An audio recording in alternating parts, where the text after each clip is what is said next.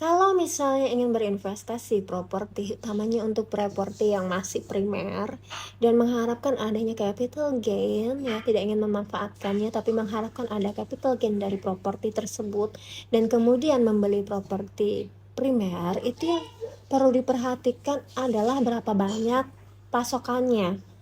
Dan jadi yang perlu ditanyakan pada saat membeli properti tersebut adalah ini akan dikembangkan. Misalnya kita ingin membeli sebuah ruko di suatu komplek pengembangan properti baru yang di sana juga terdiri sangat banyak ruko.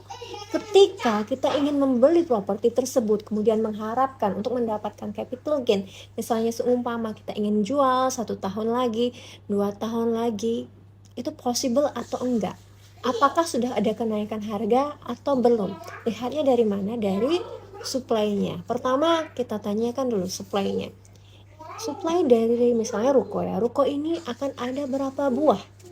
Apakah misalnya ada sampai ratusan atau misalnya hanya 10 aja? Karena kalau misalnya terdiri dari banyak ruko tahapan pengembangan, jadi nanti ketika setahun lagi kita ingin menjual ruko tersebut, masih ada ruko primer atau ruko yang dijual developer juga. Artinya masih ada ruko baru. Nanti kita ketika menjual ruko kita saingan dengan ruko dari developer.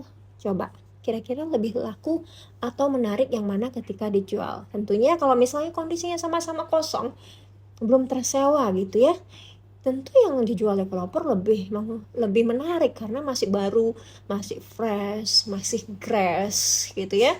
Sedangkan harganya juga bisa jadi lebih murah karena terdiri atau mendapatkan banyak promo. Sedangkan properti yang kita jual misalnya sudah kita beli tahun lalu, terus juga mulai ada kerusakan-kerusakan, itu perhatikan di sana. Kemudian selain supply termasuk dengan tahapan pengembangannya, juga diperhatikan tentang, kecuali misalnya ruko kita sudah ada yang menyewa ya, sudah ada yang menyewa sehingga kalau dijual orang yang membeli akan mendapatkan uang sewa, penghasilan dari uang sewa.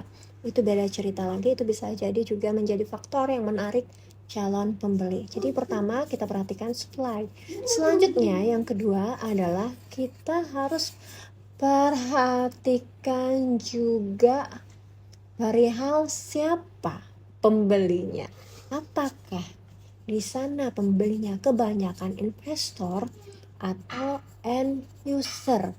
Kalau kebanyakan investor, Anda juga membeli sebagai investor, siap-siap saja pada suatu kurun waktu tertentu Anda menjual, yang lain juga sedang menjual. Jadi itulah sebabnya kenapa di suatu komplek perumahan, pengembangan properti, ada properti-properti yang harganya sulit naik.